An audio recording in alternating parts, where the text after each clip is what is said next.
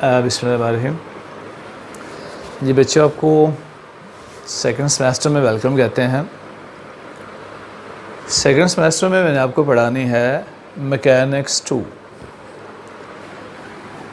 Mechanics 2 में जो first chapter है it is about rotational dynamic.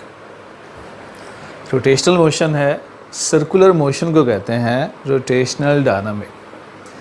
अगर कोई बॉडी स्ट्रेट लाइन में जा रही है, इसकी मोशन लीनियर मोशन होती है।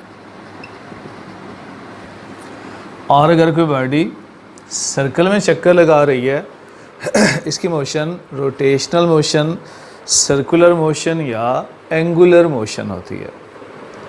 स्ट्रेट लाइन में जो बॉडी फासला तय करती है वो सिंपल डिस्प्लेसमेंट होता है।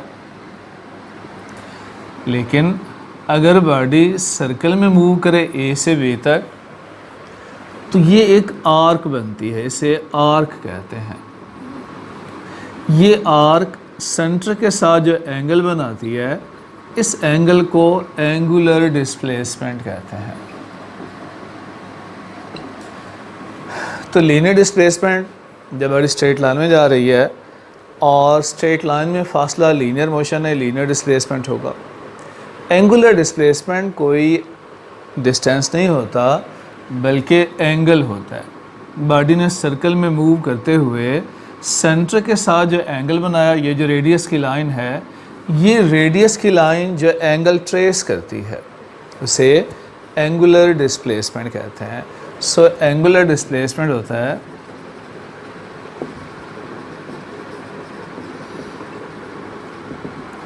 It is angle traced by radius vector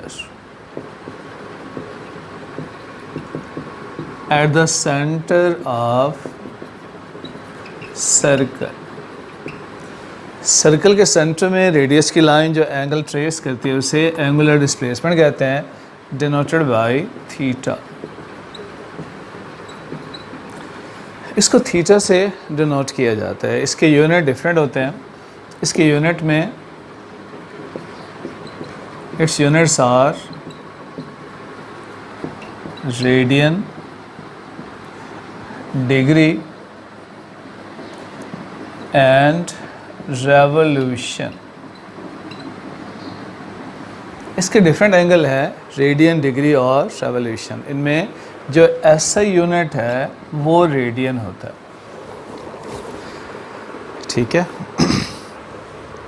SI unit इनमें क्या है? रेडियन है। अगर कोई बॉडी सर्कल में मूव कर रही है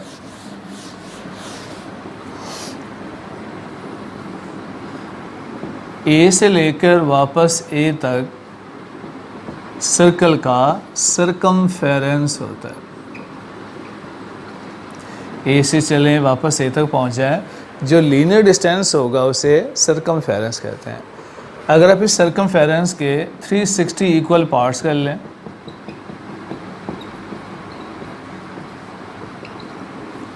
if circumference is divided to 360 equal parts then angle made by each part is 1 degree। हर टुकड़ा जो एंगल बनाएगा उसे 1 डिग्री 1 डिग्री कहते हैं। रेडियन क्या होता है?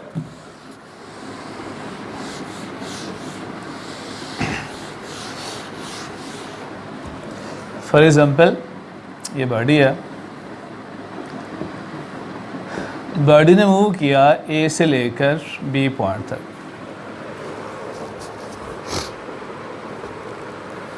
सर्कल का रेडियस आर है, ये आर्क फर्ज करें एस के बराबर है और ये एंगल क्या बना रही है? Suppose theta radian.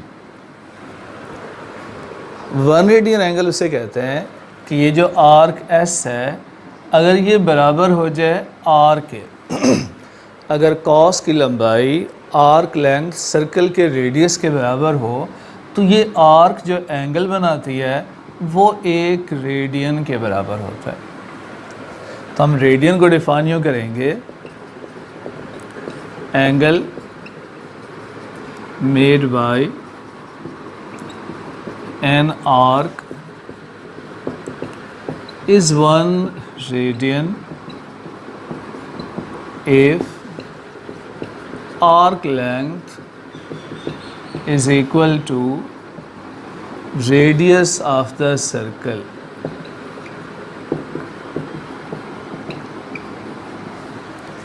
If arc length is equal to radius of the circle, then angle subtended at the center of circle is called 1 radian.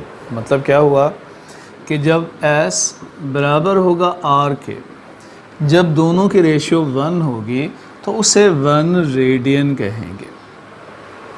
जब s r के बराबर होगा तब जो एंगल बनेगा वो 1 रेडियन है। गोया ये वाली लंबाई और ये वाली लंबाई जब बराबर होंगे। अब किसी सर्कल में कितनी तादाद में रेडियन होते हैं देखना पड़ेगा कि एक सर्कल में कितनी तादाद में आर होते हैं। ये एक आर है, एक रेडियन बनाया, एक और आर के बराबर एक और रेडियन, एक और आर के बराबर एक और रेडियन। तो किसी सर्कल में सर्कमफेरेंस में कितनी तादाद में आर होते हैं? सर्कमफेरेंस होता है 2 पाई आर। यहाँ में क्या बताया गया? यहाँ में आर की तादाद को बताया गया है। तो सर्कमफेरेंस में कितने आर होते हैं? 2 पाई।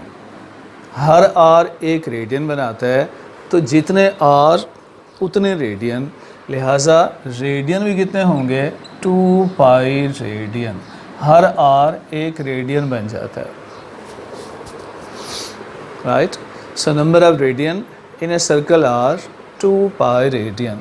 तो ये जो रेशियो है S/R, ये थीटा है, एंगल होती है। और ये एंगल 1 रेडियन कब होगा?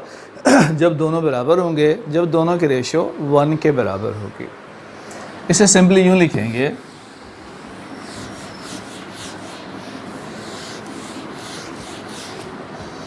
S divided by R is theta और S is equal to R theta.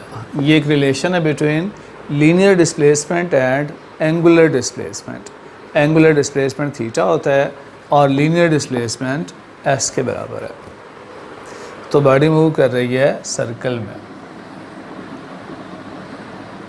Angle बना रही है थीटा, फासला तय किया बॉडी ने S। बॉडी की लीनियर वेलोसिटी क्या होगी? बॉडी की लीनियर वेलोसिटी, उसके लिए क्या करें? इस इक्वेशन को डिफरेंशिएट कर लें, टाइम पे डिवाइड कर लें।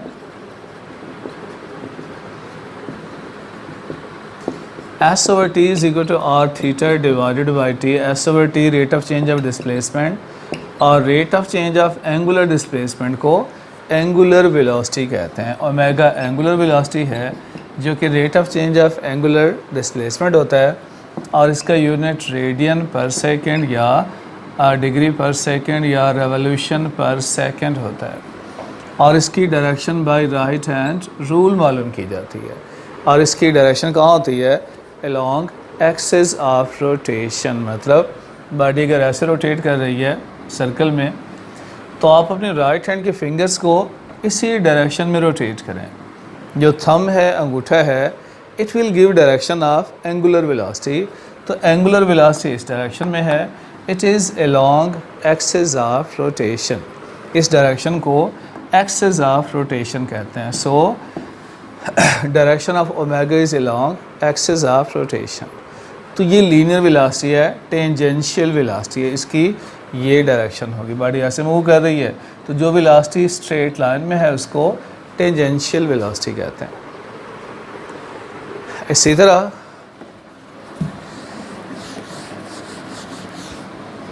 ये इक्वेशन है v is equal to R omega.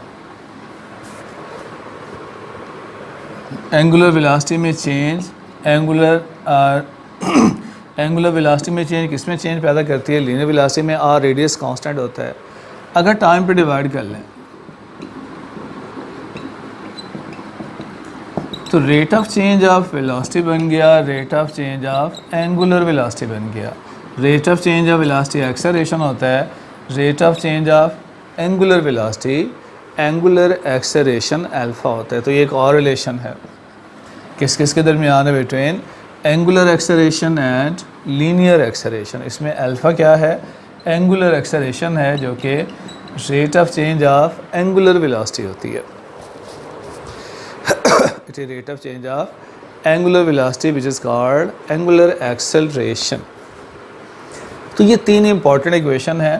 S is equal to R theta, V is equal to R omega, A is equal to R alpha. Alpha की डायरेक्शन ओमेगा के along होती है, तो ये भी टेंजेंशियल एक्सेलरेशन है जो सर्कल के साथ टेंजेंट बनाए। अगर इसकी वेक्टर फॉर्म देखनी है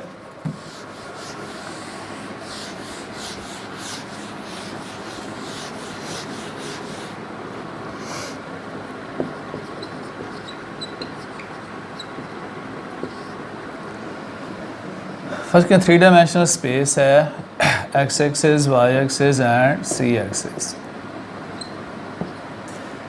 बॉडी मूव करिए सर्कुलर ट्रैक में। कोई भी बॉडी है, कोई रिजिड बॉडी है जिसका कोई पॉइंट यहाँ पर है, इसकी एंगुलर वेलोसिटी है, पोजीशन वेक्टर आर है। उस पी पॉइंट का जिसको हम कंसीडर कर रहे हैं, ओरिजिन से पोजीशन क्या है? आर है। आर के दो रेक्टेंगुलर कंपोनेंट्स होंगे, ये एंगल थीटा है, एक कंपोनेंट ये बनेगा आर साइन थीटा और एक होगा are cos theta.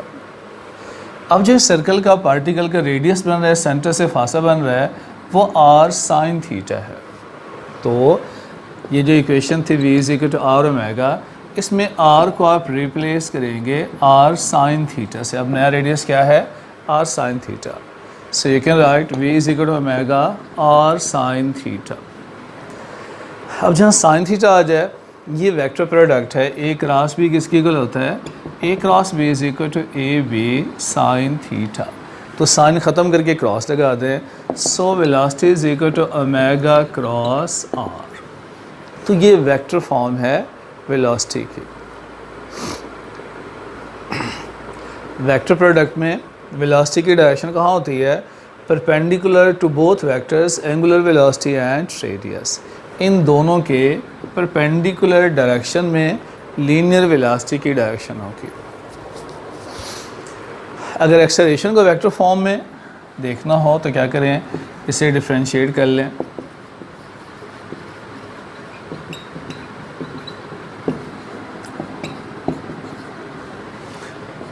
dv over dt is equal to d by dt omega cross r। a cross b कैसे ओपन करते हैं? d omega over dt cross r plus omega cross dr over dt। 1 2 के लिहाज से इसको differentiate कर लें।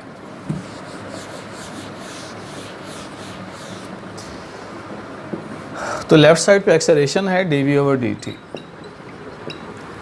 It is linear acceleration. It is equal to d omega over dt, rate of change of angular velocity. It is called angular acceleration alpha cross r plus omega cross dr over dt। क्या होता है? Rate of change of displacement. It is simple velocity p। So ये vector form है। तो इसमें acceleration के दो component आ गए। एक्सेलरेशन के दो कंपोनेंट आ गए। तो अगर बॉडी मूव करिए सर्कल में, एक्सेलरेशन के दो कंपोनेंट होंगे, एक टेंजेंशियल और एक रेडियल कंपोनेंट होगा। एक की डायरेक्शन टुवर्ड सेंटर होगी और एक सर्कल के साथ टेंजेंट बनाता है। तो ये जो कंपोनेंट है, it is tangential component alpha cross R. इसे टेंजेंशियल कंपोनेंट कहते हैं। और जो दूसरा कंपोनेंट है, it is radial component omega cross R. Radial component वो होता है जो किसी पार्टिकल को सर्कल में घुमाता है। So it will become the centripetal acceleration, क्योंकि v is equal to R omega है। ओमेगा होता है v ओवर आर। अगर ओमेगा की जगह v ओवर आर पुट कर ली जाए तो ये v है, सॉरी ये तो r है, ये v है, ओमेगा क्रॉस v। तो ओमेगा की जगह v ओवर आर पुट कर लें, v divided by R cross R, तो ये बनेगा V square divided by R. तो ये रेडियल एक्सेलरेशन है, it is the centripetal acceleration. ये वो एक्सेलरेशन है जिससे कोई भी पार्टिकल सर्कल में रोटेट करता है। तो यह इंट्रोडक्शन है, कल से हम अच्छे टॉपिक शुरू करेंगे, इसको थोड़ा पढ़ लीजिएगा और कोई प्रॉब्लम हो तो बताइएगा। Thank you.